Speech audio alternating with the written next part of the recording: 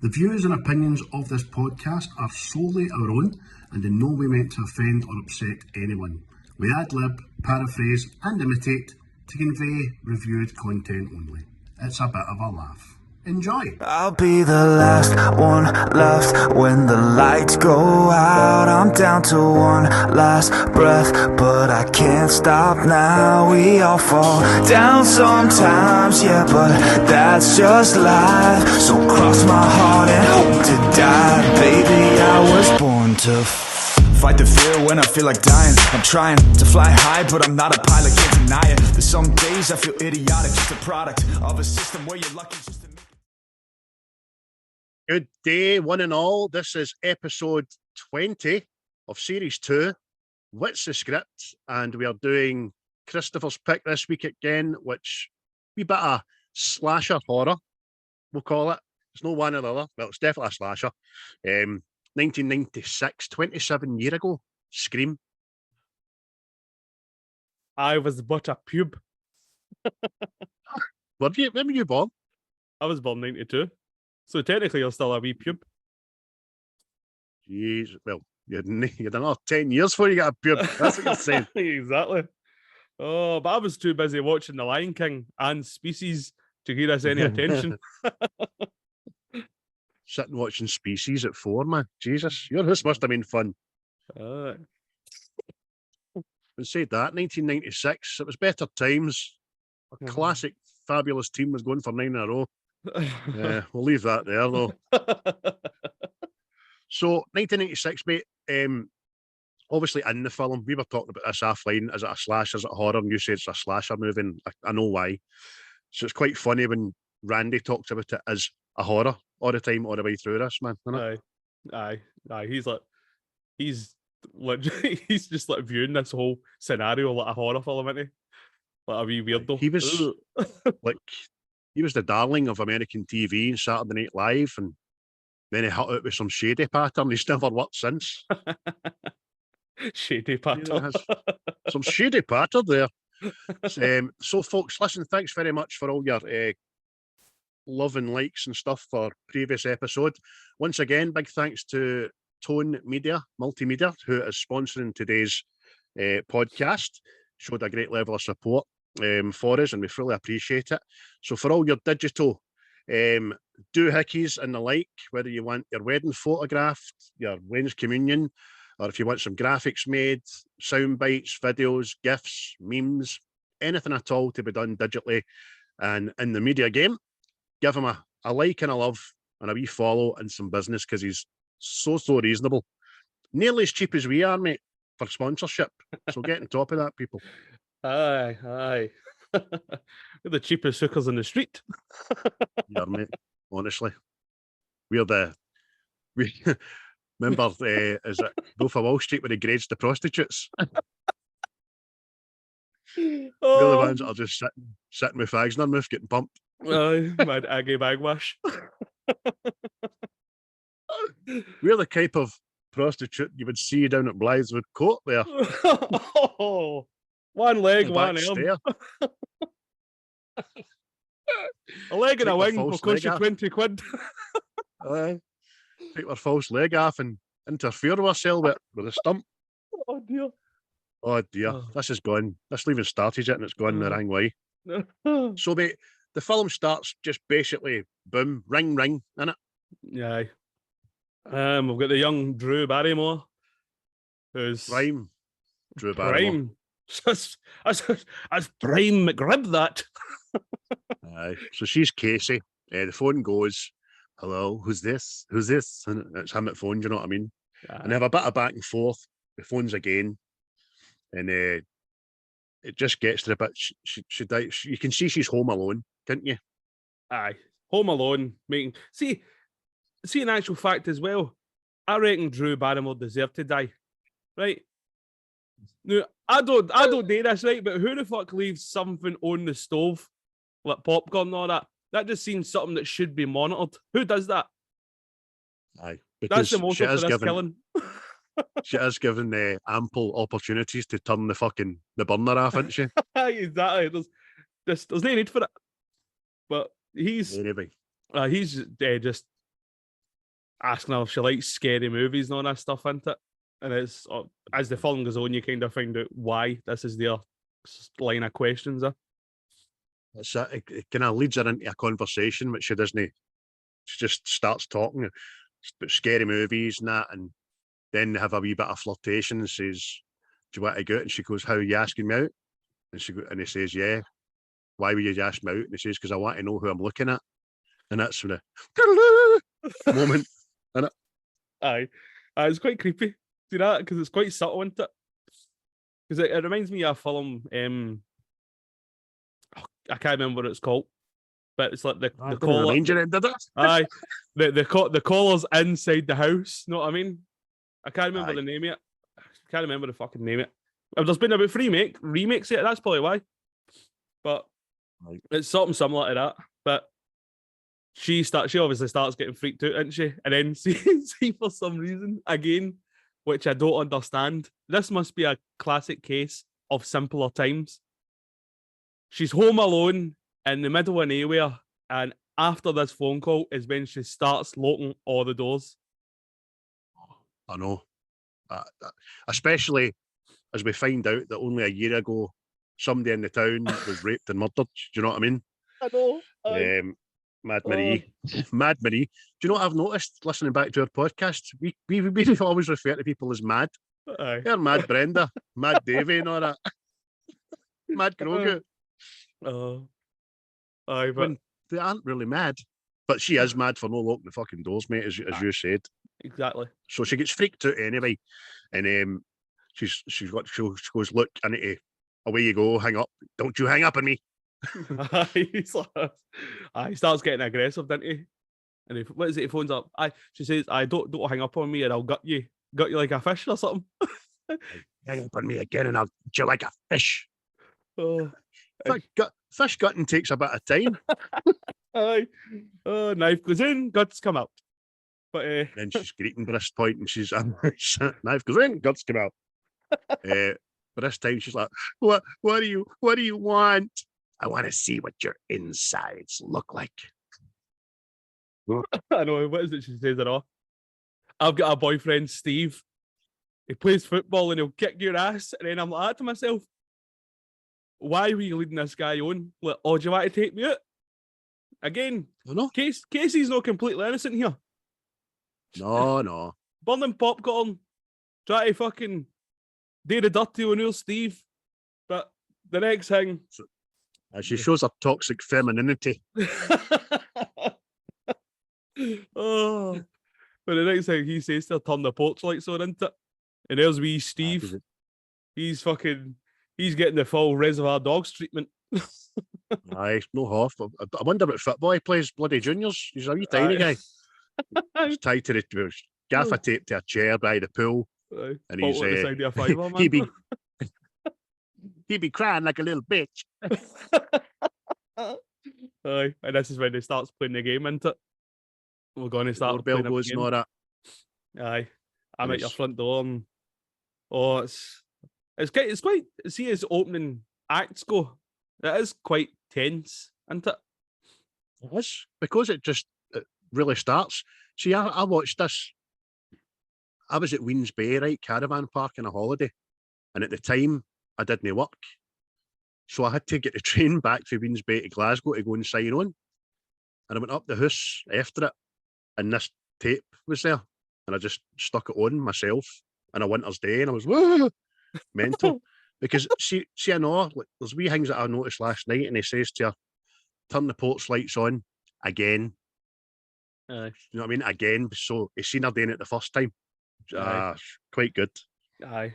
But it starts playing this game, doesn't it? We're going to play a game for Steve's life. Yes. So she for some reason, she's young Drew Barrymore's like a cat. The safest place in the house is behind the telly. I know. She might have done a wee poo there at the same time. A wee fish. Oh, mate. But he starts going that. What's the name of the killer in the Halloween movies? And she answers and gets it right. And then, what is it? Who's the killer in the Friday the 13th movies? But she's obviously Aye. walked up and answers that ring. Oh, she blows her load on that one. Jason, it's Jason. Jason. Wrong.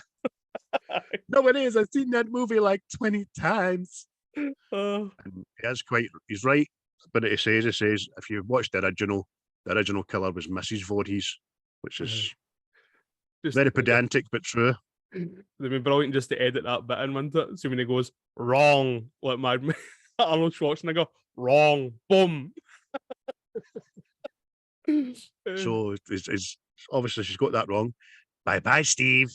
And she turns the porch light on, and Steve's he's been gutted, hasn't he? Aye. Oh, aye, Steve's well gutted she got that fucking question rang. That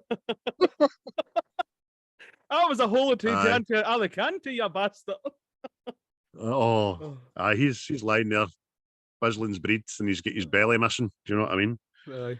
So by this time she's panicking. And then as one would.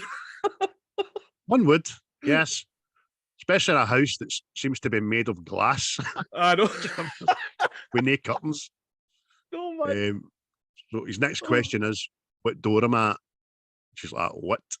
I'm either at two doors, I'm at your back door or your front door. And a lot of lashes like you being at their back door. So, but he ends up smashing our back door in, didn't he? Oh, he does. Oh, there's bits everywhere. I hope you're going to clean that up. Euphemism. MD uses that as a euphemism, as a dirty bastard. Oh dear. But aye. So this is where she runs into the kitchen, and it's like an Argentinian football match with a smoke. Aye, exactly. This is what I'm saying, and just I suppose that's kind of like second thought now. Maybe the house is going to burn down. There's some fucking lunatic out here that's chopped up Steve. But aye. Who burns popcorn? I hate burnt popcorn. It's not right. It's not right. Who makes popcorn? Just get by it. You know what? She's snacks go. I know we're having tangents here, right? But see, as snacks go, popcorn is utter garbage. Oh, isn't it? It's annoying sometimes. See when you're biting into it and it makes that squeaky noise. It feels mind the wee foam chip things you used to get when people would send stuff in the mail, like the wee fucking white things. That's the noise it makes sometimes. Like, it's like they look like quavers, but they don't taste like them. But it's like, oh, tell you what. And I now have a theory that popcorn is alive. And see when you're biting into it, and you hear that wee squeak. That's it, screaming in pain. So I would like to start the popcorn alliance movement. Not to the vegans. Yeah, you're killing kernels, killing them. First, you roast them alive till they explode, and then you eat them. Oh, yeah. So she sneaks outside, didn't she? Because she sees him flashing through in the house. And she's out in the back porch, and she can see him in the house. See, I know this is supposed to be dramatic and all that when he's checking about the house, but why is he running? He's like running through the house that his cape is catching flight, and he's running like this. I know, he is, mate. But she just kicks at the window, and he pops up, and he smashes the glass, and then he stookies the glass. You know what I mean? Aye. And manages to get a wee stab in the collarbone. Aye, that's thing, me. That's the toughest he is the whole film, by the way. After that, it turns into a prawn cracker. But like a prawn cracker in the rain. Oh, sugar mice in the rain. But what do you call it? Casey's seen her mom and dad driving back, isn't she? And that's when she starts making a run to go and get them. This is a good tension builder because you think, oh, she might get saved here because her mom and dad look like yards away as they pull up the car. But she starts running towards it. We get the slow-mo chase scene in the back garden. It catches up with her, stabs her right in the boob. Right in yon chest there. But it's good how they do that and all. See the wee stab? It's like, usually it cuts away for stuff like that, but obviously the way he stabbed her, she can't shout anymore. So it must have whatever it is. I'm not a doctor. No, but I know what you mean. But as you say, see the way the knife goes in, proper looks stabby. You know what I mean? And then he's on top of her. She rattles him with the phone. So you think, another bit of tension. She's going to get away here. But as you say, mate, she tries to shout her mum and dad as they get into the door. And there's nothing comes out. She's, do you know what I mean? Exactly. And it's kind of a wee sad bit, that, isn't it? It's a wee bit totes emotion. Because you're like, so like, you could have saved her there. Because they go into the house and they notice that the dad's affronted. He's like, this bastard's burning popcorn again. What if I tell her? If I've told her about using the cooker when we're not in, you bastard. We're not a corner killing house. But so he catches up with her again, gets on top of her, and then stabbing her and all that. She demasks him, doesn't she? Know that we can see who it is. Exactly, and you kind of see like a reaction, like, why? But like it says, why me? You go. It cuts back to the mom and dad in the house, isn't it? And they are running about looking for their daughter, really, and obviously in a mad panic. But the mom phones the phone, didn't she? And she can hear her daughter. Know what I mean? And that's a bit much on it. You're like, oh, that's no nice. That. Aye, can imagine being a mother or a father and you can hear your child getting done in, know what I mean? He's like, I can hear. But the dad says to her, look, get the car, go down to the Mackenzies, call the police, because they've no other phone in the house. Right? Go down to the Mackenzies and use their phone. But as soon as the mother goes out, she sees Casey's hanging for a tree, gutted, didn't she? Aye, and just the old scream, isn't it? Horrifying, isn't it? Horrifying. But as the opening acts go, it's good, isn't it? Because usually with films like these, you usually need to wait a while before the killer starts his shenanigans. Know what I mean? The build up and stuff. But that's what I like. We say it all the time, or I say it all the time. When films just start, I love them, man, because you need to be engaged sometimes. But it goes for that opening to fucking Dawson's Creek in the next act. You know what I mean? Billy comes through the window. See, last night when I was watching this, I just started right away as soon as that happened. I was like, I don't want to wait for my life to be over. And then I was the same, mate. And then I started thinking of Peter Griffin doing it. I don't want to wait for my lunch to get colder. As only Peter Griffin can do. Mate, it was the 90s, wasn't it? It was just the pure 90s. It must have, well, we're no Americans, right? But it must have been the thing. I know, there's just easy access to top level houses. No bother. But Billy gets into Sidney's room. What are you doing here, Billy? Oh my God, I'm so in my nakedness. But she's got a wee gunny on. And then the dad appears, Sidney's dad, to obviously just give you, as the audience, hey, I'm going out of town for a couple of days. You're going to be on your own. You know what I mean? And mate, see again, I know we'll talk about this before we started, but again, how Scary Movie caught on that he was a drug dealer is fucking phenomenal, man. And what do you do if the police turn up? Flush the stash. Yeah, good girl, daddy's girl. You like that, don't you, sweetheart? He's always out of town. And then soon you see Sidney's house later, it is in the middle of fucking nowhere, and it is a belter. Know what I mean? Yeah, I noted that for later. It's Sidney has a mansion in the mountains. Aye.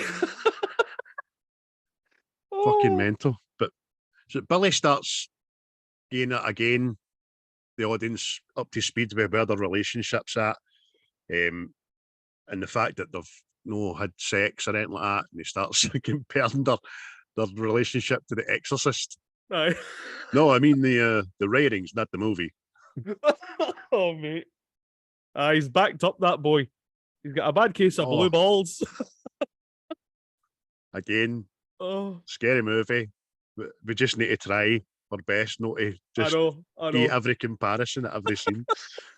But aye, so they have a wee winch. Oh, He plays the good boyfriend card, saying, "Look, this whole sex thing, it's fine. I can wait." aye. Fucking king. he said about 4 wanks outside that window. Fuck's sake. That's how he climbed up. Aye. Billy. Sticky horse. Billy, why have a look at my roof? Pigeons are always getting stuck out there. Billy, what's that you're getting off your horn? Nothing, I'm just doing my Spider-Man. That's tree sap there, Sidney. That's spilt yogurt. I was eating a yogurt outside your window. I promise. Spoon? Nah, I don't use spoons. That's how I spilt it, you see. But she says to him on his way out, look, as relationships go, would you settle for PG-13? He's like, what's that? And she just flashes her spaniel's ears at him, doesn't she?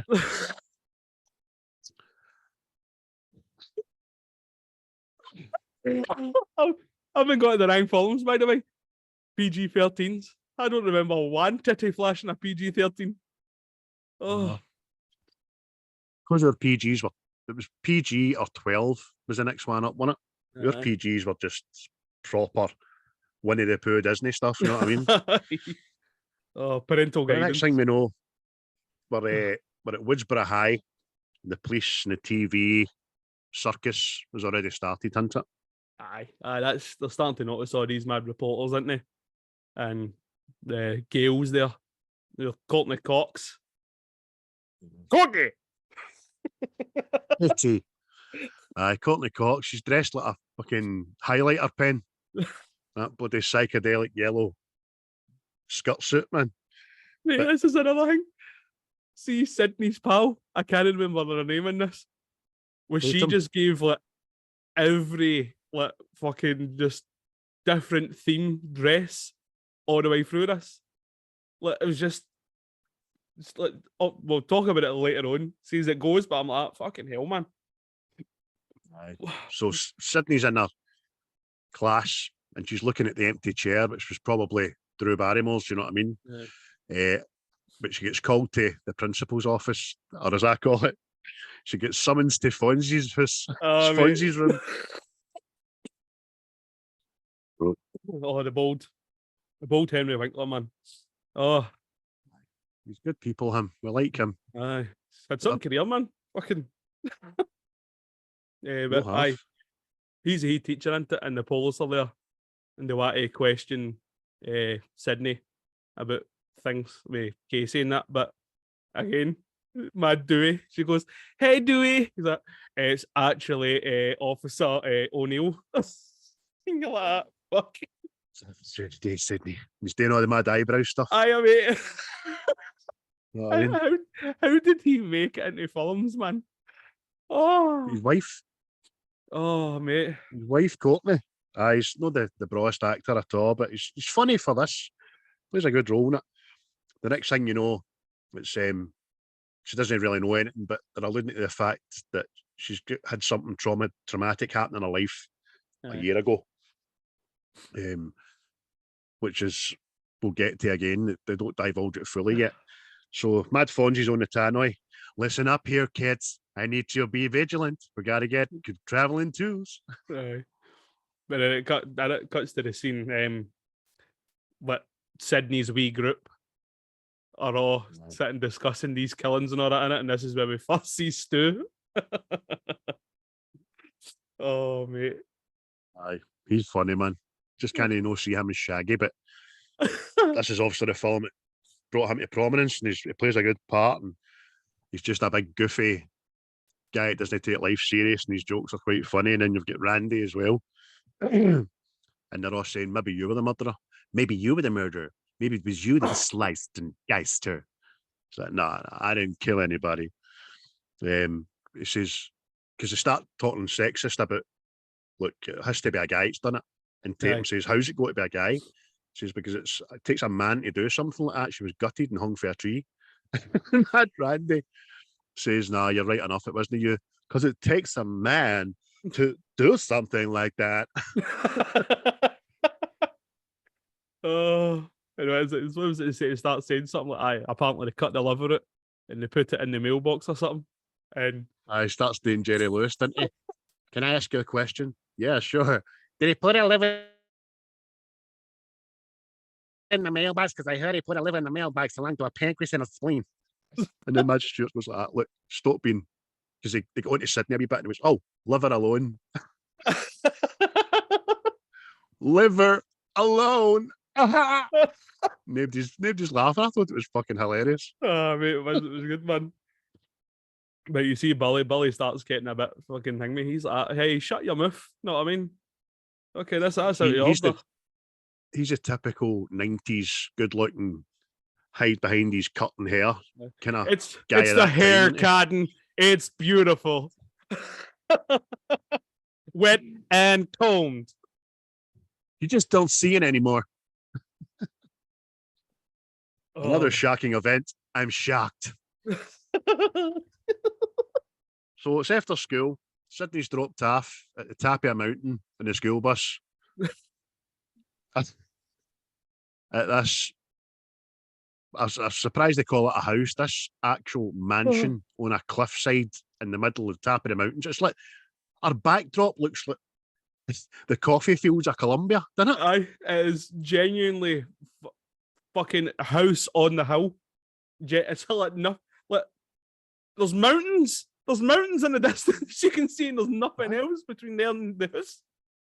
Oh dear man. There's actual her backyard is like the Serengeti or something. I don't know, man. It's just vast. Don't know where this was filmed, to be honest with you, but it's beautiful, absolutely stunning. What's that? What do you stay there? But she's on the phone to Tatum and they've arranged to have a sleepover and stuff. So just next wee bits, like Sydney walking about her house. It's setting up jump scares which don't come. Do you know what I mean? Her opening a door, then shutting the door, but there's nothing there. Yeah. And she just goes for a wee kip on the couch, doesn't she? Aye. But before that as well, she's watching the news and you're kind of finding out that her ma was killed as well, you know what I mean? And that's when you're like, oh, that's what this stroppiness is about. So her ma was Marie Prescott. She was raped and murdered a year previously, and Sydney gave an eyewitness event that it was Cotton Weary that done it. So she's put him in jail basically, and he's played by Liv Shriver, very young Liv Shriver. Yeah. And as you say, mate, she falls asleep to that, and we're up to speed. Aye. With the backstory. The next thing she gets the scary movies call, know what I mean? And again, it's a bit, but she's hello, Sydney. Aye, she's not buying it, you know. She thinks it's a bam up phone call and all that stuff, and she thinks it's Randy, isn't it? She thinks it's Randy, and she starts going, "Aye, okay, Randy, blah blah blah blah blah," and then again, I don't know how she can, like, she gets wound up with this, but she goes, "Yeah, I know Randy," and he goes, "But I'm no Randy," and then she starts going, "Oh my god, it's the killer." Oh, here, maybe it's no Randy. Oh, I never thought of that. But she contradicts herself on the phone to the guy anyway. They're talking about scary movies. They're talking about how she says some big-breasted bimbo always gets killed because she doesn't make for the door when she should be making for the door. But then she goes out to the porch in the dark, leaves the door opened, obviously, and walks away from it to go to the edges of the mountain and look a bit in the dark. And then she says, "Look, if you're really watching me, what am I doing right now?" She starts fucking sticking her finger up her nose and all that, doesn't she? And I wanted him to go, "Those boogies taste so good."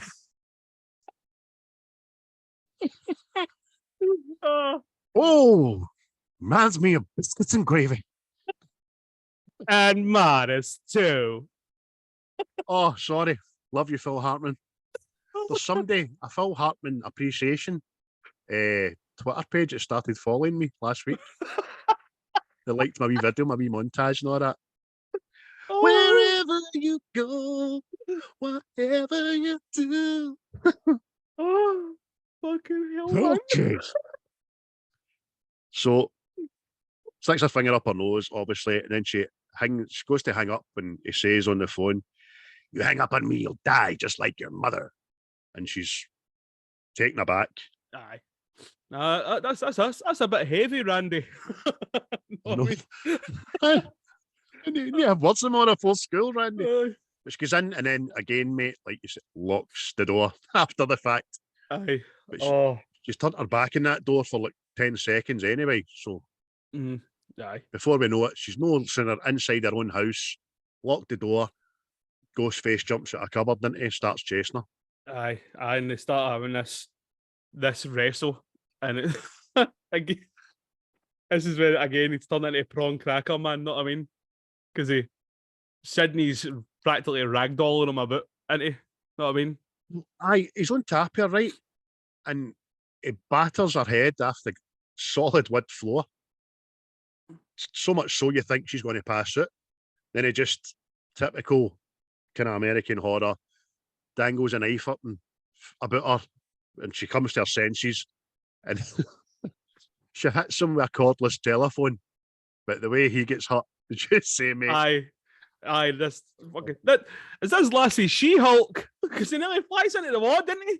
You're like, for fuck's sake, Mad Xena. He goes back at a rate of knots, mate. He's like, he turns into like candy floss in a puddle. You know what I mean? Mad Xena, fucking warrior princess.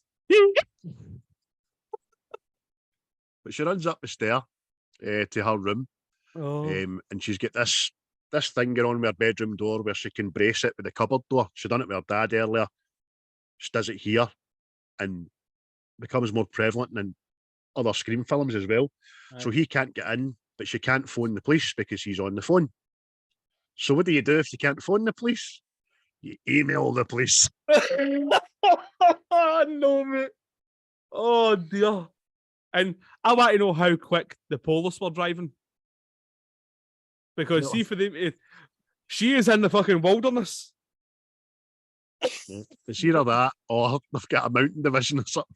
I mean, every house comes with its own police station. Aye, fucking Vin Diesel is the sheriff here, man.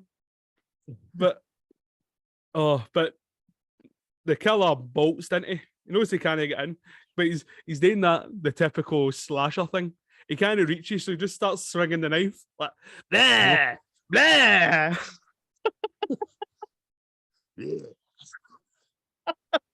So he disappears, and then Billy comes in the window again. Aye. A wee bit more clumsier than before. He looks kind of out of breath and a bit sweaty there. Tiptoe through the window.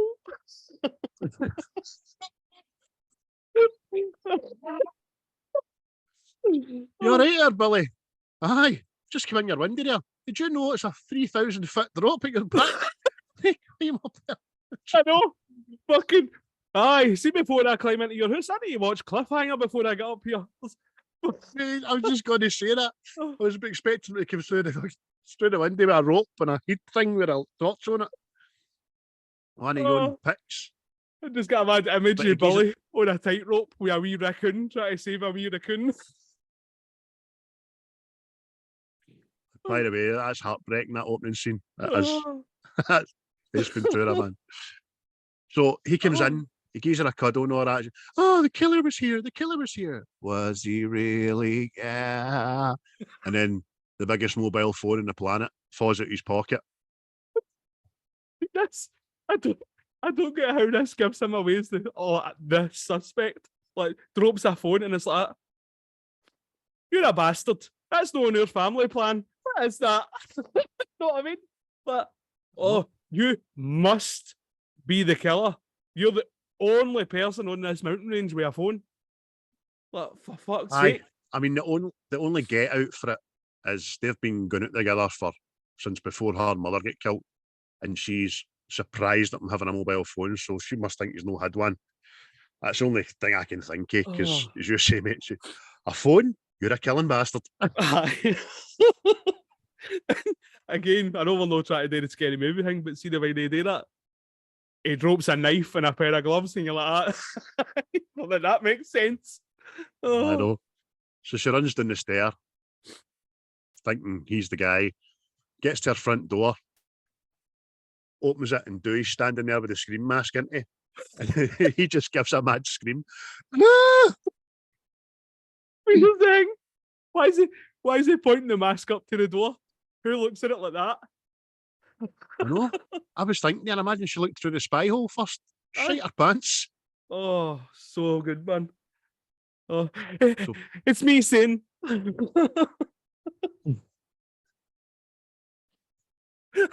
My ass. So Billy's taken away. Billy's arrested. Aye, gets lifted Put in the that boy. cop car. Aye. Aye. Put in the cop car and shouting, "It's me, Cindy. You know me. It wasn't me, Cindy." Aye, no bother, mate. And Tatum arrives to take her home. Aye, that's it. And she says to Dewey, "Our dad's not here. She's coming to stay with us." Again, man, Dewey. Does Mom know? Yeah, Mom knows. Doofus. I know. Brilliant, man. So Gail Weathers arrives late, just as they're getting taken away, and everything's calmed down. So she's missed her opportunity, and her cameraman Kenny kind of comes, was like, "Look, Kenny, I know you're about 300 pounds overweight, but when I say hurry, it means move your fat ass, you tab of lard." I know, man. Man, Kenny gets pure torn into, doesn't he? Oh. Aye. And again, I can't help it. Scary movie. The cameraman in that. "Oh, I'm sorry, Gail. Did you cap a feel?" "Yes, Gail, I'm sorry. I capped a feel. It was so nice, it's juicy." Brilliant, man. So they're in the cop shop. The police are talking to one another. They can't find Sidney's dad, where he said he would be staying and stuff like that. So they're getting at the, can't find her father, eh?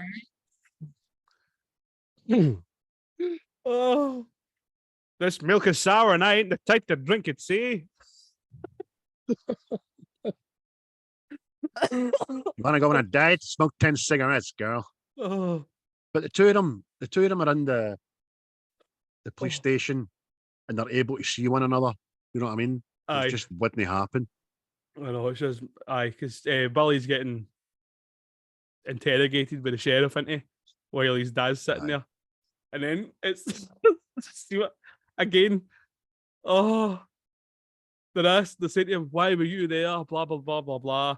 And then the sheriff says, "Aye, we've got you out on the night that Casey was killed as well. Did you stop?" And then his dad isn't affronted by, "Oh, my boy might be a murder suspect," but he went like that. "You went out last night." Dawson's Creek right enough. I just wanted to get some nudie mags, Daddy.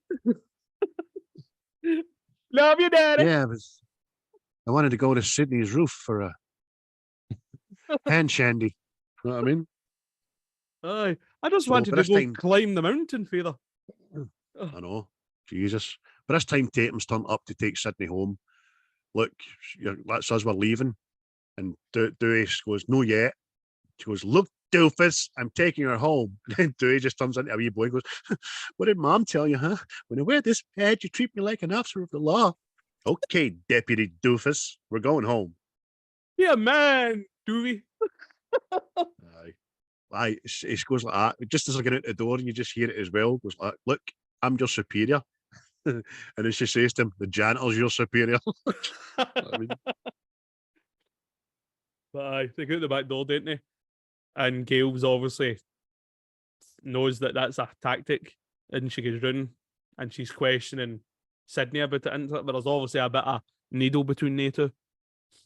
because Gail was a reporter, and she's made profits off of her mother's death, which Sidney obviously finds badness. Aye. And when's the book coming out? "Oh, this summer." Hooks her. Aye. Said Jacob. Ball, boy. But next thing we're back at Sydney's pulses, isn't we? And everything is cured by a sleepover. Definitely. Yeah. Well done, Sydney. I'll send you one in the summer. Bam! Bitch went down. Bang! Bitch went down. Oh, just mad Sydney standing in a night dress. The attempt on my life has left me scarred and deformed. But I assure you, my resolve has never been stronger. Sydney's lying there quite provocative in her wee t-shirt and her wee ankle socks there. And I was like, oh, hello there. And do you see who Tatum and Dewey's mum is? I thought it was half Gremlins. Gremlins. Is it her? Aye? Billy's Aye. mum. She's always she's a typecast as the mother, isn't she? That's Aye. He's not a kitchen psycho in this, but oh, huffing paint fumes. But the next thing, there's a phone call in there for Sydney. Again, I don't understand people's thinking in the 90s. Oh, Sydney, there's a phone call for you. Is it my dad? No. And you're like, this lassie's just been, somebody's just tried to do this lassie in. Like, on the phone for you there. Know what I mean? it's quite unfortunate that Sydney has got no other relatives in the whole world. Aye. By her dad. No siblings, no cousins, no aunties or uncles. Just to go to stay with her pal. Daddy! So, it's Ghostface. Daddy wasn't there. Yeah. So it's Ghostface on the phone, isn't it? And poor Billy boyfriend, which is quite funny. He says, an innocent guy doesn't stand a chance with you. Looks like you got it wrong again. Which makes reference to the fact that she's pinned Cotton for her mother's death wrongly. Yep. And it's just, again, Dewey runs in after, he runs in with his gun. No, runs to the phone with his gun in his boxer shorts. Aye. I'm not saying it. No, I know. The Hoover, I know. But see when he picks the phone up when everybody's hello? She hung it up, you know what I mean? Exactly. See when Ghostface starts talking to her on the phone and all. Neve Campbell's acting here is shocking. It's black and white film for the 40s. Garbage in it. Rubbing the phone on her face.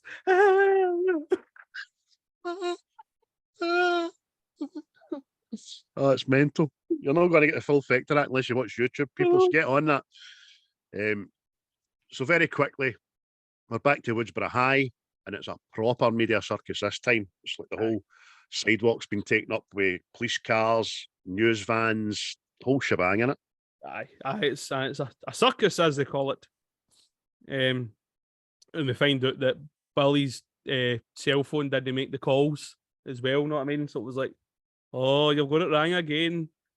But then... No, yes, you daft wee bastard. You had to let him go last night. But then again, Sydney talks to Gail again, didn't she? And Gail's fixing her big shiner. Stay away from me. They'll take one more step. But she says, look, I want to talk to you off the record. And she finds out here that Gail is still in contact with Cotton Weary, still interviewing him, still talking to him. Gail does not believe that Cotton was a murderer. And it's the start of Sydney's self-doubt, whether she was right or no. And she says, no, I seen him leaving with that jacket. And Gail says, no, you seen someone leaving in his jacket. You know what I mean? Aye, that's it. That's when you're starting to find out that fucking Big Mary was a bit of a whore. Oh, aye. Do you know who she reminded me? Fucking Margot Kidder. It's just like that fucking mad, horrible 80s goon-looking woman. But see, when Sydney eventually leaves, Gail, you can just see how driven she is about her selfishness. She just says to Kenny the cameraman, wow, innocent man on death row. That could really boost my book sales. Aye, because she's like, she did say Sydney, didn't she? Oh, you think the killer's still out there, didn't you? And she, no, I don't. No, who said that? You said that? I never said that. So she's at the lockers, Tatum and Stuart there. And Sydney's, Oh. hi, Stu. Have you seen Bill? Have you seen young Billy, my boyfriend? You know, the guy Billy, fucking accused of murder. And Stu goes, what, since you've branded him the Candy Man? No, he's pissed. Oh, I've been in the next thing. There's some wee guy runs through the school dressed like Ghostface, didn't he? And it's throws herself against the lockers. You know what I mean?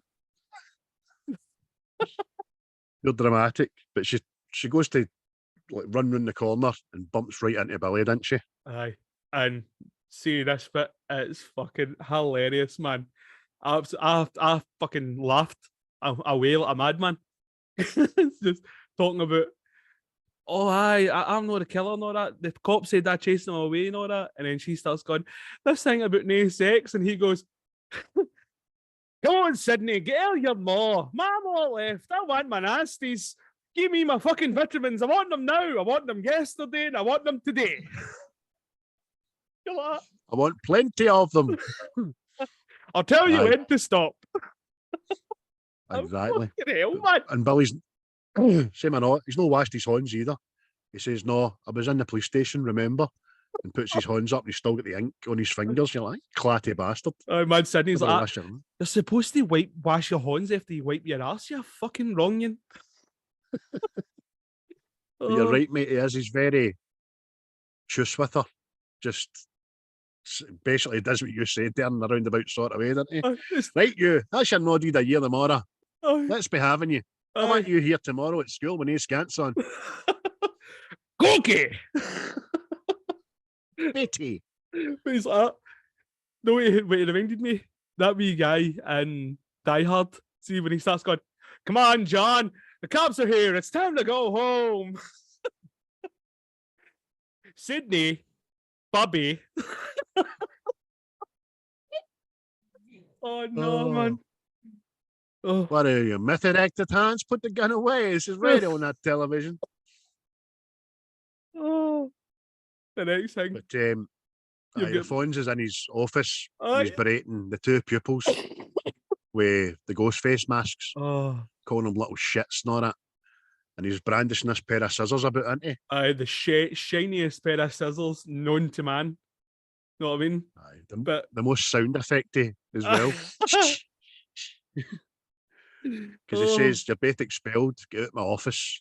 And they go, what? No way, sir, you must be kidding me. And he shuts the door and goes, you know what, you're right. What I really should do is slice you up and all that, like the little shits that you are. So it's like a wee red herring thrown in there for you. Oh, he's not a lovable principal that we all think he is. His name are happy days with the phones there. These are angry days. Aye, so he's like, get out of my office. Next thing you know, Sydney's in the lavvy, the lassie's toilets. And she can hear two kind of, sit there, pure cheerleader bitches, man, just ragging on her maw, didn't you? Aye, just practically just trashing her into it, and then they start trashing Sydney. Like, oh, aye, she probably made it up. She's probably the killer. She's fucking deranged and all this stuff. And man, Sydney sits in the toilet having a pure crying wank. Yeah, she's probably going to kill herself with that. Oh no, suicide's so out this year. Let's go with homicidal maniac. It's so much more puppy. I hate the way the lassies talk, man. And perfect bubble butt boyfriend. Like, okay, fuck off. Why did he drag it out? Oh, no. But so they go away. Sydney comes out, goes to wash her face at the sink. Here's a wee disturbance in the force. Hello, is someone there? Is someone there? I know. And then you just hear Sydney. Aye, and it's just, I'm curious again as to how, if this was the killer, how they knew Sydney was going to be in that toilet. Know what I mean? Just like, I beg your pardon. And then the whole time standing on that toilet pan. Know what I mean? Just. I mean, she's been into the girls' toilet right after bumping into Billy, right? And we know Stu's outside the toilet with Billy. Aye. So obviously she goes into the stall. Here's the lassies talking, which means Billy or Stu must have came into the girls' toilets and went into that stall without the lassies noticing or even saying, "Hi, this is the lassie's toilet." You know what I mean? Aye, exactly. Anyway, That it's aye, quite good that's- when she looks under the stall and you just see the feet coming down and then the wee dangly open bits of the cape. I really like that. Aye, that was good. But it was like, how did he get there? That was just my question. But That's it. I think I don't know, because there is a wee window in the toilet, which is a way up high in the back. You know, aye. I don't know, mate. But that's the thing as well. So when Maybe- she runs out, she runs by a teacher. Know what I mean? See if you're Sydney, you're like that. There's a creepy bastard in that toilet. I know. You'd be picking the teacher up and using them as a weapon. Do you know what I mean? Come here, you human shield, you. Oh. But the So next thing Gail is- starts flirting with Aye, Dewey, doesn't she? starts seducing Mad Dewey. Oh.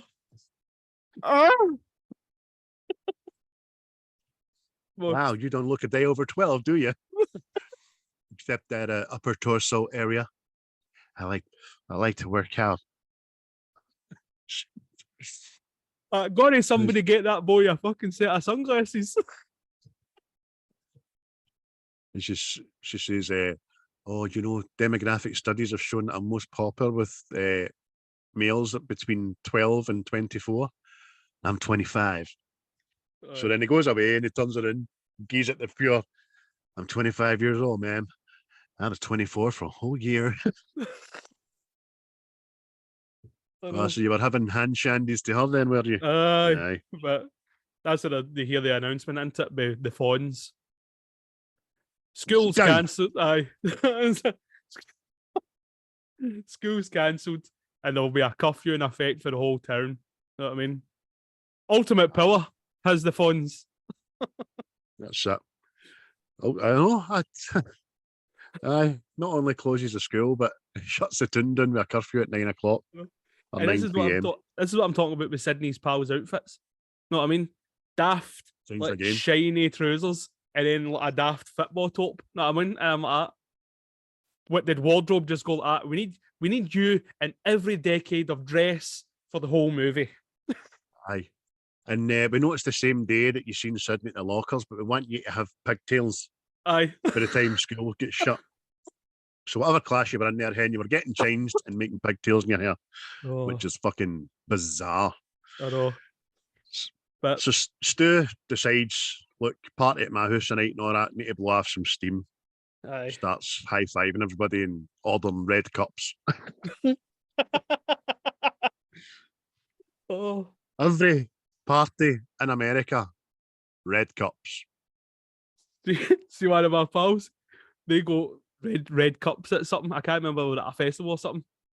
And he said to his girlfriend, "Oh my god, see the outside of the cups, they taste like strawberry." The next thing his girlfriend was sitting licking the cups. Oh, Oh, she sounds like a Nobel Prize winner, that you. but Almost any more than that, in case aye. she's still there. Oh, but aye, the next thing you see the Fonz into it. He's in school playing about with this mask. Bleh, bleh. And Aye. he's Then he, he's getting he thinks he hears something and he's getting stalked and all this. But what was a good bit is when he opens the door and I can't remember what he says, but then it's like the wee janitor mopping the flare and he's dressed like Freddy Krueger. I was I like, know, yes. mate, I've noted it down. And there is absolutely no need for it. It's no Halloween. Aye. He is. He's everything he's got. He's just Freddy Krueger before he gets burnt. You know what I mean? Aye. It's got this Wes Craven bit in it. It's like a wee nod to his Freddy Krueger films. Aye. But Freddy was the Janny, wasn't he? He was a janitor. He was a Aye. janitor in the school, and he used to take him down to the boiler room and all that. Aye. Have his way with him, the bastard. Aye. But aye, mate, it's like so blatant fan service. You know what I mean? It wasn't subtle or nothing. It was just, again, the only other thing he could have done was put knives on his hands and cooked his face. You know what I mean? Cooked his face. But But as you say, mate, the Fonz is freaking himself out. He opens his cupboard door. He's got a full wardrobe in his office. I know. And the Fonz is a superhero, mate. Oh. True. It should have just been leather jackets all lined up. But he's freaked himself out. He opens his cupboard, nobody in there, obviously, and then he goes like that, oh, get a grip of yourself, Fonzie. Hey! And then he goes to shut his office door. Ghostface is there, behind the door. And the Fonz gets milked, didn't he? But there's a good Well and truly, mate. Because see when he's lying there and you see the blood kind of seeping through his shirt and all that. It's just when you see Ghostface, see on his eyes. I thought that was cool, man. Like the last thing he sees. Aye. Excellent. Absolutely excellent. So next thing we know, school's out. Summer. School's till Tuesday. Aye. But this is another thing, mate. I was fucking howling it, man. Right. Obviously, you've got Sidney and a pal talking about, oh, you're maybe you all rang about that. Maybe you're, and then there's only so many times you can hear that Richard Gere had a gerb off his bum before it started to believe it, right? No. Something like that, right? You see, after they have that conflab and then they go back in the house, you see Ghostface in the bushes, and he's like that, hiding behind a tree, like a Scooby-Doo villain. Ugh. Oh, mental. But again, it's a nod to the fact that Sidney is even further down the line with doubting herself that Cotton was the killer. Oh. So, a lot of that, sorry, we'll blow off some steam at this party and all that shit. So we get into the video store where Randy works into it, and it's absolutely heaving. And a wee wry smile on my face remembering the video shop. Just till I've got to the video shop, mate. Yeah, it was smashing. This is where I've seen. That's probably where I've fucking seen Scream. Know what I mean? Aye. But that was the thing. Mate. Friday night, you used to get 3 videotapes for rent, and then you had to return them on the Sunday. That was it. And you had videotape for sale or rent. Free to let for 50 cents. I don't know why that came out my fucking head, sorry. Be kind and rewind. Oh, that's right, mate, that's right. Remember, you used to take the videos back and they'd open the case and as they looked at it and had to be reminded. We guys just go, I mean, brilliant. Youth of today will never know the pain of having to wait for a tape to rewind on everything. But Randy's talking to Stu, giving it the rules of a horror film. Aye. And like everybody's a suspect and kind of stuff. And he thinks Billy's done it, hasn't he? Yeah, he still thinks Billy's the killer and all that stuff. And Stu starts laughing at him and all that. See the way he laughs? Tongue out and all that. Oh, shit. Knocks my mic over there. And Stu's like that. He's asking, but what about Sidney's dad? Still having to fund him and all that? And this is mad. Randy goes fucking pure ape shit, didn't he? He's like, everybody's a suspect. And the whole shop's like, I'm like, oh. We're here, son. Right. And he goes like, look, I'm sorry, I'm telling you it's Billy. And he turns around and Billy's writing his coat, isn't he? What's that? Aye, exactly. Oh, hi, Billy. It's pure intimidation, isn't it? Because the two of them are there. They sandwich him, didn't they? And it's just... Aye, but Billy says to me, he says, if I'm the killer, then what's my motive? And Randy does a cool one. He goes like, it's the millennium. Don't need a motive. Aye. And Billy's like, I like that. Millennium. Good one. But then you see like a Get out of here. Then you see like a mad montage in it, and the whole town locking up. Like bandits are coming, pulling the shutters on the shops and all that. Mate, honestly, you took it right out of my head there. That's what it was like. It's the McCallum brothers coming into town. Everybody, you know what I mean? A woman rushing her 2 wains at the ice cream parlour. Come here, kids. Did you have time for that ice cream in the first place? Oh, superb, man. You're like, it can't be 9 o'clock. Aye, I know. Surely. But then you've got Dewey just went and got himself an ice cream. And you've got the sheriff out there, just pure. Aye. He's doing the dramatic talking while having a draw his fag. Oh. And Dewey's dramatically looking and answering him back and having a lick of his cone. It's just like that going, "Oh, but I thought you quit." And he's like, it's a good day to get back on it, you see. And this reminds me of the Valentine's Day massacre. The sheriff is shook. Know what I mean? Shook. I know. Oh. And we should probably say it, give a wee nod to the backdrop music in this. It was Nick Cave. Red Right Hands. Can love that song, man. Aye. Peaky Blinders anthem. But that's when you're finding out as well that the phone calls came from Sidney's dad's phone as well, know what I mean? And I'm like, oh, shit. Oh. It's quite funny. I thought about, imagine they come back and made this into a movie, and Sidney says, with my luck, I'd probably get Tori Spelling to play me, which happens. Aye. It's quite funny. Oh, mate, I've missed a bit as well. Seen a bit when it's Sidney and a pal, and they're in the supermarket getting the munchies and all that. And Sidney picks up, like, it must be like lollipops or something, and puts them in the trolley and they push it away. You see Ghostface reflection in the fridge, and he's like that. Yeah. Go back and watch it. He darts behind like fucking popcorn or something. And I'm like that. Somebody has got to have seen him dressed like that, walking round the street and walked into that shop. It's just fucking. Aye. It was Especially the freezer section. It's bright, know what I mean? Oh, mate, it was fucking so slapstick, man. I was fucking, again, laughing my head off. No, I've never seen that, mate. But the next But thing, they're driving to Stu's, innit? Aye, she's defending Billy and all. Do you know what? Billy's right and all that. Pure sexual anorexic. Which is quite funny. But aye, they're driving to Stu's. Dewey drops them off.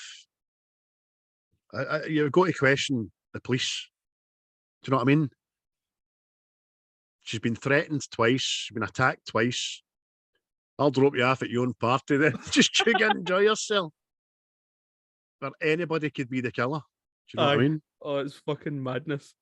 Obviously, Gail's following Sidney and all that into to this house party, but we're in Stu's party gaff. Fucking oodles of alcohols and red cups. Aye. Oh. That's good, man. But Gail's kind of using her sexual moves on Dewey to maybe you should take me in and all that. And Gail's got a camera she wants to take in there as well to plank it. Aye. But the wee squad are having a watch of the videos, and this is where Randy stands up and gives what you thinks are the 3 vital rules in a horror film to survive in it. Aye. No sex, no drinking drugs, and never say, I'll be right back. But and see during this as well, Stu asks his girlfriend to go and get him a beer.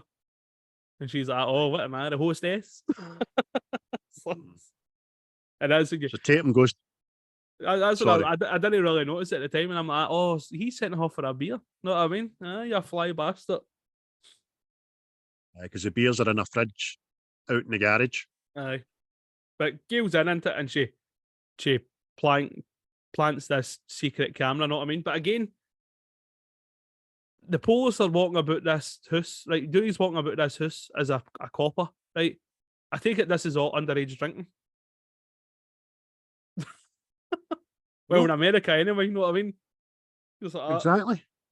And it's just... Because they're not at high school. Know what I mean? High school is what, the same as their secondary school. I don't know. Aye, so they're obviously 16, 17 maybe. Aye, but... Aye, smashing police work there, deputy, and he's the only police there. One fucking police. But all the Waynes in the town are in this one house, but there's one policeman there. Aye, but the sheriff's still back at the... He's still back at the fucking police station. Like, he's still on the front porch running scenarios. Maybe it was all Jefferson. He's been here a couple of times. Then there was the Martha case as well. But the next thing, it's I can't remember her name. Tatum. Tatum. Tatum. Tatum. All right, Tatum. Big Shannon. But she walks into this garage to get the beers with the most pokiest nipples ever. Oh. And you could hang duffel coats on them. Aye, you could hang a fucking duffel coat on that with 2 glass bottles of iron brew in the pockets. Soaking wet. But why is she dressed like she's been the 70s? Oh, she just must have ran out of outfits by this time, but thankfully this is the last one she fucking wears. She goes into the garage, into this big fridge, decides to lift as many beers as she can really carry, Aye. and the door behind her's closed. So she decides, I'll go to the garage door. Goes to open that up, it starts opening, she walks towards it, and it stops and starts coming down. And she turns around. Mr. GF is there, isn't he? Aye. Just sitting there all suggestive. And she's like, she walks there like, oh, haha, this is, well, do you want to play Psycho Killer? And he's just nodding away and all this stuff and all that. But then, like, he grabs her and she drops all these bottles of beer, right? And then instead of just stabbing her right away, you know what I mean? Just doing her in, he cuts her in the forearm. I'm like, what if there's one passerby who get into the garage for a beer? You know what I mean? I know. Chibs her. Just chibs her. So she runs to the door, which is locked, and decides the only way she can get out is through this fucking cat flap on the garage door, which, by the way, she can fit through. No bother. Aye. But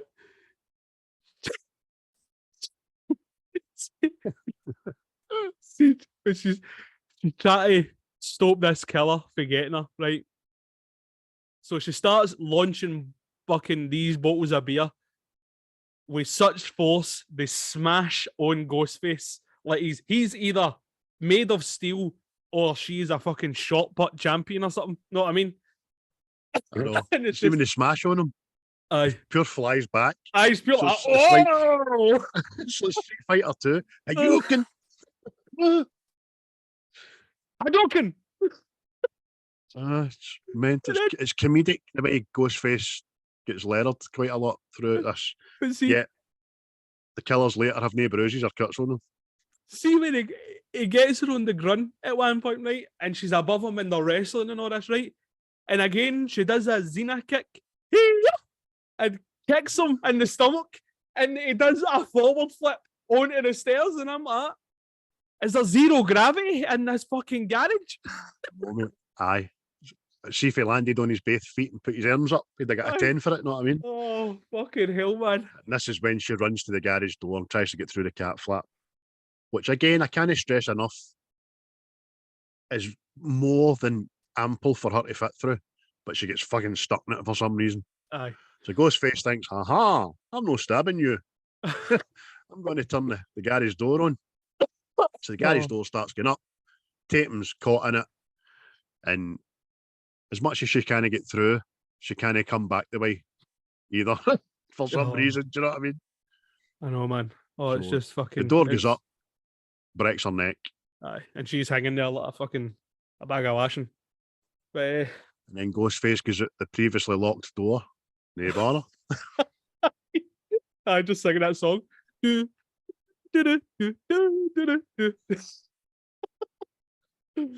Oh. So, by this time, Billy's appeared at the party and he just wants to talk with Sidney. Stu's giving it the go up to my parents' bedroom and have a talk or whatever. It's called Tech, you fuck rag.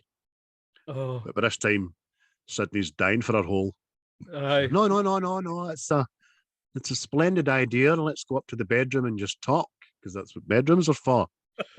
Talking. I don't want to start talking about, why can my life not be like a Meg Ryan film or something? Or a porno. And it just goes, wow. 70s music comes into it. Wow. Oh, wow. Comes into Boogie Nights. We find out that the camera, Gail goes back into the news van. And the camera that she's planked, there's a 30-second delay on it. Aye. Which they deduce because that's how long it's taken her to come from the living room to the van, which is fucking mental. But this time, Sidney and Bill are having their one-to-one, obviously. They're talking in the bedroom. Billy, it's all a great big movie. Just got to pick your genre. All right, mate. No bother.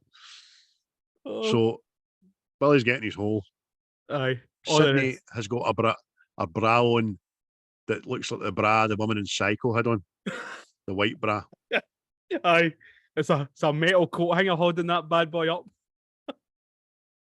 Yeah, it must be one of her mammy's bras or something. It's ancient looking. It's not befitting of a young high school person. Not that I give about checking them, you see. Connoisseurs of But, bras of me. But meanwhile, down the stair, they're all watching Halloween, aren't they? Aye, sorry. This is where Randy gives the rules. It was a wee bit premature. Aye. He starts going, Stu's like, when do we see Jamie Lee Curtis's tits? He's like, you don't see the tits till she goes legits. Oh. So he stands up, tells them all the rules, they're offering popcorn up and all that. It's quite funny. First of all, no sex. Boo! Boo! Gunjap pedo. Gunjap beast. Next thing, no drink or drugs. They'll start cheersing each other. Hey! Cling, cling, cling, cling. And number 3, perhaps the most important rule of all, never say, I'll be right back. And that's where Stu gets up and goes, I'm going to go and get a beer. Do you want one? No, thanks. I'll be right back. They all go, oh! Fucking love that guy. He said that thing. Big Stu, man. Big Stu's a man. Fucking mental. So, Dewey takes Gail a wee walk because he's had a radio through that there's been a car found in the bushes. We don't know it's Sidney's father's yet, but he goes like, would you like to come with me, Miss Withers? Try and fix my fucking eyebrows. Would you want to go a romantic crime walk? Like, what? No. I know how to show a girl a good time. She goes to the van and he goes like, no. I thought we'd walk. It's such a nice night. And I don't need to be watching all these people in that house, there's such a nice night. I just walk along the road and I know there's a serial killer potentially here, but come on, let's live a little. I know, but this time the sheriff's back. He's had his fucking 2 lungs removed. He's on a nebulizer. Aye, he's getting taken out on a gurney, know what I mean? Still smoking. Oh, mental. There's people leaving the house periodically, but then they hear on the phone, Randy goes, oh, you're kidding? What? Why would they phone fucking Stu's house? I don't know, but I know, mate. Randy picks the phone up and he's, what is it? What's happened? Principal Fonzie has been killed. He's hanging up after goalposts. He's been gutted and killed. He's hanging for the goalposts there. So the guys that were sitting in the living room go, whoa, gotta go see this, way. And they all drunk drive. Aye, to fucking school. They're all whooping and yawping, aren't they? Again, Dewey might have done something about this drinking and driving, underage drinking and driving, but they're in such a hurry to get to the school that they kind of knock Dewey and Gail off the road, didn't they? And they fall in the bushes. Aye, and have a wee kiss. Oh, this is the right time for a wee smooching. But then this is when Gail notices this car, isn't it? And then that's when Dewey goes, oh shit, this is Sidney's dad's car. Why is he here? Know what I mean? And it's just all dramatic. Dun, dun, My dun. God, this is Shady Guy Prescott's car. It's only 2 minutes from Stu's house, but nobody's seen it in 3 days. Oh, tremendous, man. But this time, Sidney and Billy have done the deed, haven't they? Aye. Fucking Sidney's been gave her vitamins and all that. They've managed to crowbar her back off the ceiling. And she just then decides to question whether Billy's a killer or no again. Aye. By saying, see when you get to jail the other night there, who did you phone? My dad. No, I seen the police phoning him. I phoned, but there was no answer. You don't still think I'm a killer, do you? Aye. Getting all shirty. Oh, shirty. But then the next thing, the killer walks in, didn't he? And then stabs Billy. Aye. Listen to me. Sidney, we got me, Sidney. Oh, feels it. Got me good. This man fucking Billy lying on the floor going, ah. Tis but a scratch. So we think Billy's been done in by Ghostface, who in turn starts chasing Sidney all about the house, doesn't he? Aye. Runs round the bed instead of early tapping. Oh.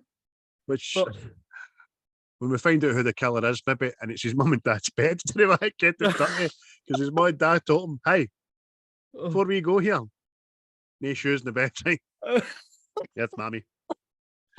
But she runs up to the attic. Oh. She gets out a window onto the roof, doesn't she? Aye. And she's wondering what to do. And the killer grabs her. Obviously, she falls off this roof onto a boat. But this is when she sees a pal, Channing Tatum. He done a cat flap, know what I mean?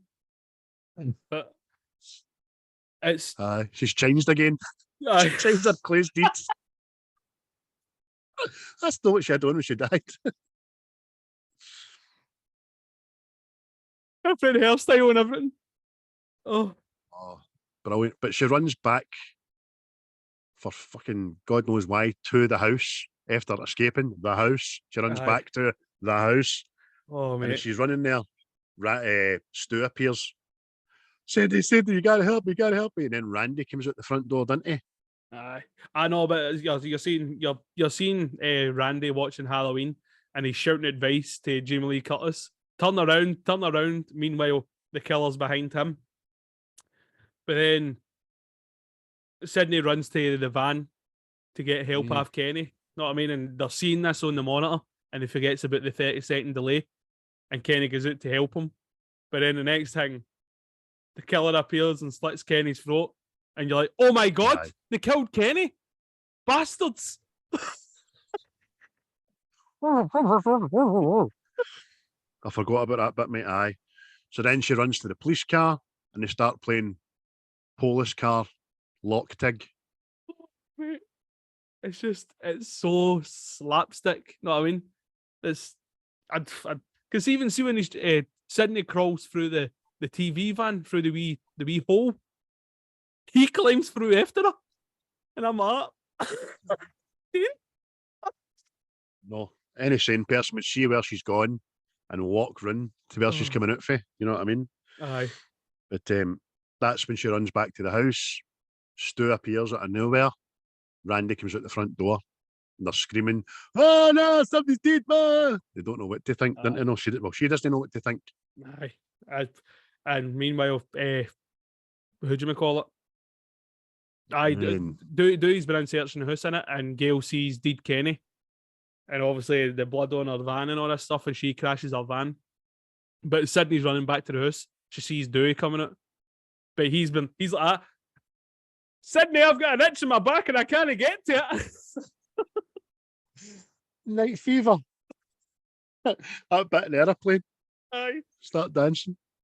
But he's been stabbed in the back into it, and that's how she gets the gun when Stu and Randy appear and they're trying to say to her, no, he's the killer, blah, blah, blah. And she shuts the door on both of them, know what I mean? Right. And then, who we thought was killed, Billy starts falling down the stair. Now, stay away from those lead-based paints, Billy. Oh, what's happening, Sid? Oh, Billy, you're all right. You've got holes in your shirt, but you're all right. Give me the gun. She gives him the gun. Oh. Dick move, man. Was he saying this? It was tremendous at the time. See, when I remember seeing it the first time, like, oh, fuck, Billy's alive and all that. He's got to save the day. And they open the door and Randy runs in. Randy's like, oh, it's Stu. He's the killer. He's went crazy and all this. And then that's when Billy turns bad. Aye. Billy just stops being in pain and dying and points a gun at Randy and shoots him. and says, "We all go a little crazy sometimes," Aye. and starts doing that, Aye. scratching his head with a gun. "I'm a psycho," and Aye. he says as much. He goes, "Anthony Perkins, psycho." Aye, and it's just the whole thing's revealed into it. Sidney goes to run away, bumps into Stu, and Stu's got the voice changer and all that. Surprise, Sidney! You're Right, like, man. this- You're right, mate. The first time we saw this, I was, "Whoa, this aye, is fucking good, man. What's happened here?" That was exactly, excellent. man. But it all So- comes out in the washing into it that they tell Stu comes out of action.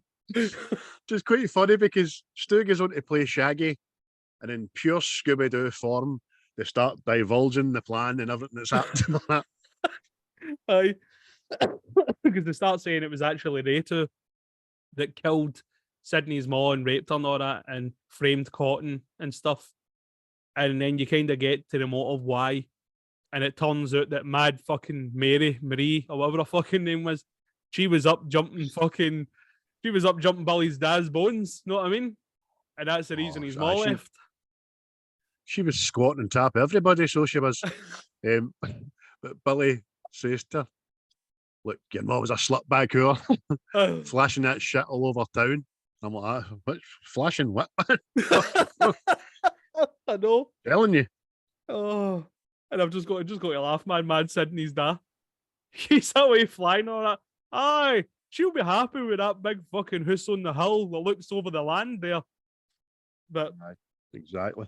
no sooner. But Stu says to her, he says, "Well, no, you're not a virgin. No, you've got to die. They're the rules." He's mental in it because the two of them are just like pure deranged that they're playing this like as like a movie. Know what I mean? Just going with every storyline in a movie. But then they go, "We've got a surprise for you." The next thing they drag out fucking Feather, who's been hogtied. Know what I mean? Aye. This is a bit you referred to last week. You'd seen another film. It's when Stu goes, "Got something for you. It's a scream, baby."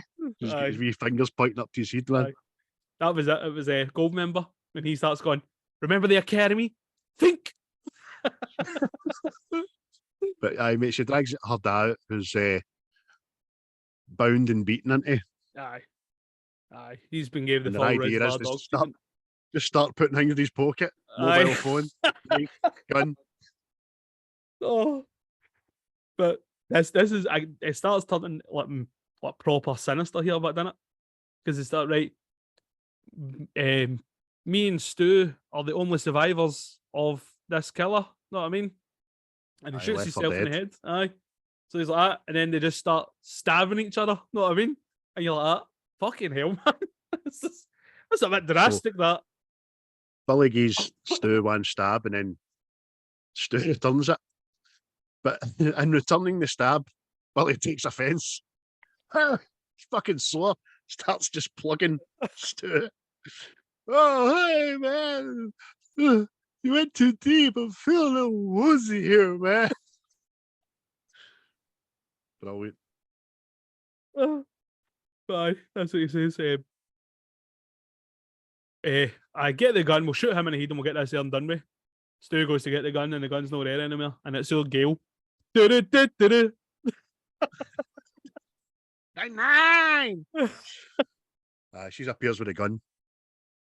And she's pointing at his gun, And and but the safety zone in it when she tries to shoot Billy, and Billy takes it off her and just gives her a full "this is Sparta" fucking kick right onto Dewey. No, didn't he punch her? He just Sparta booted her out onto the porch, and she lies on top of Dewey. Oh, Which again is quite funny in later films because it happens again. But this time they go back to the kitchen. Sidney's no there.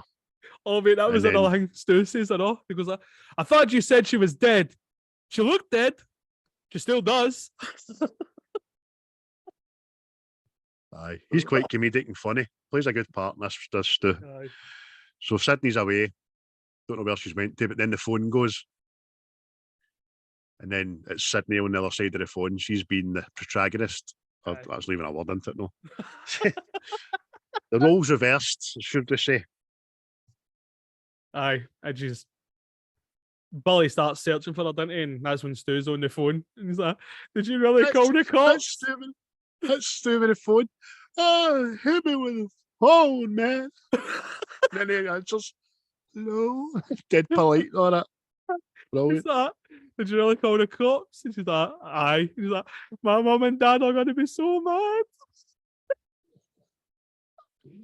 Don't worry about taking your last breath there, mate. What about your mum and dad think? Oh, fucking tremendous, man. And then he just says, well, Billy's got a motivation.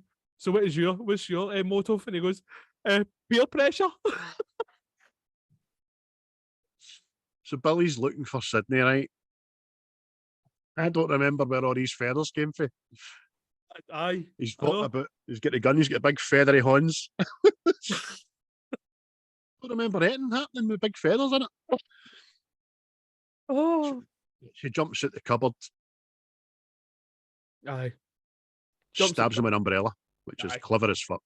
Aye. Right in the heart. And Stu comes out and she starts wrestling with Stu into it. But I don't know, because all he does, he chases her, didn't he? I was like, because I went, because he grabs her in the kitchen and the next thing they end up in the living room, know what I mean? But she gets the better of him, like, again, quite comedy, know what I mean? Hits him with a plant pot, fucking birds start flying around his head, know what I mean?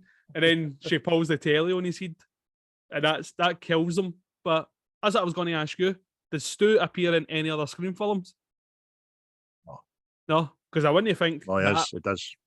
Falling on his head, killing him. Because it's a 1996 big giant television that probably weighs about fucking, I don't know, they were heavy, you know what I mean? So she lobs that on his face, and that does him in, which would, definitely. But that's when you find out that Randy's still alive, isn't he? And he's like, oh, I've never been so happy to be a virgin. Aye. But Billy gets back up. Say hello to your mother. But Gail appears with a gun this time and shoots him, didn't she? Nine! Safety's off this time, bitch. Aye. Oh, and they're just looking at Billy fucking lying there. And Randy says, be careful. They always come back for one last scare. Right on cue.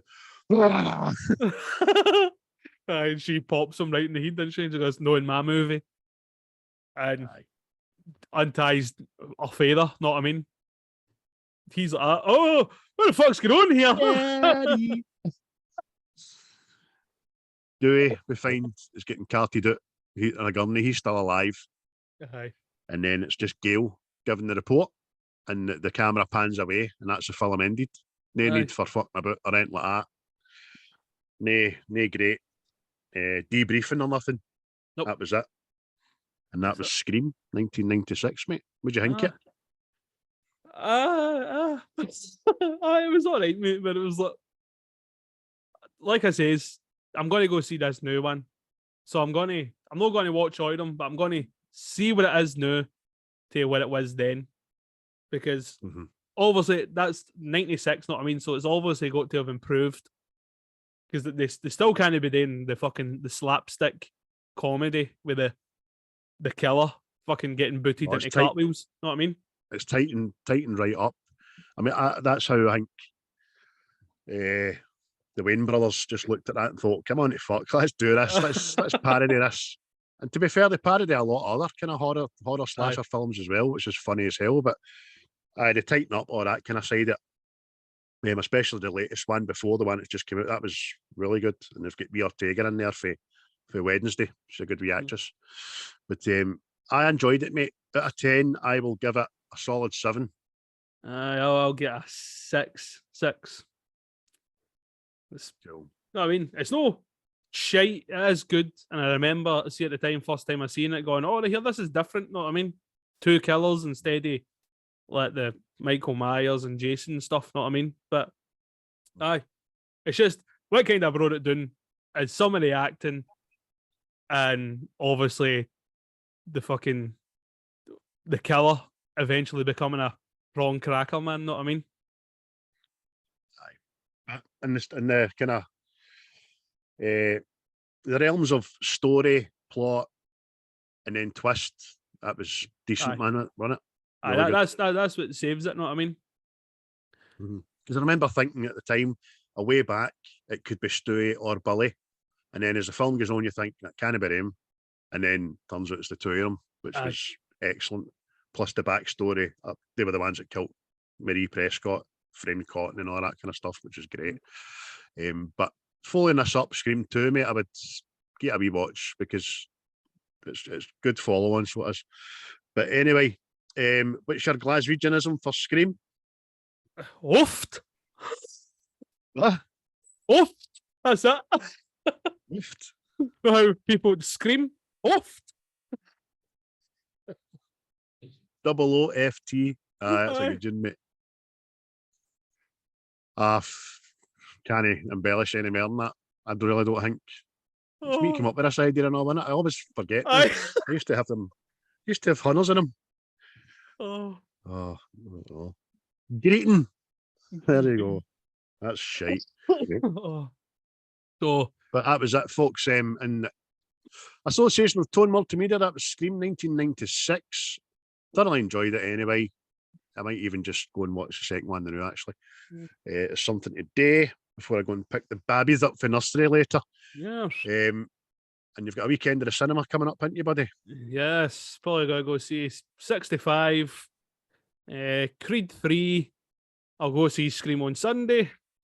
And perhaps Monday, depending how the dentist goes, either Champions or Cocaine Bear. But we'll see. Okay. Cocaine Bear's name's Charlie, I'm guessing. So, have you got a film for next week? I do, mate. But it's an art comedy. Which I might change. Leave it with me. Try and shy away from another comedy. Because I was wanting to do Airplane. Oh. We'll do that eventually. I says to the guys at Wreckfest, keep an eye out for next week, but I'm going to leave it. Also, the boys at Seismic Cinema, thanks for your support and all that. They guys are doing this film as well this week. I'll be interested to see their take on it, see what they say, if they enjoyed it, or they're a wee bit younger than us anyway, so they might be like, what is this old ancient film? But they're good chaps, and I'll look forward to seeing it. So enjoy your weekend, my man. I'll enjoy mine. I'll go and see Screaming Monday as well. Yes. So, cheers for listening, everybody, and cheery bye. Cheery bye. See you later. It's a script. I'll be the last one left when the lights go out. I'm down to one last breath, but I can't stop now. We all fall down sometimes, yeah, but that's just life. So cross my heart and hope to die. Baby, I was born to fight the fear when I feel like dying. I'm trying to fly high, but I'm not a pilot, can't deny it. There's some days I feel idiotic, just a product of a system where you're lucky just to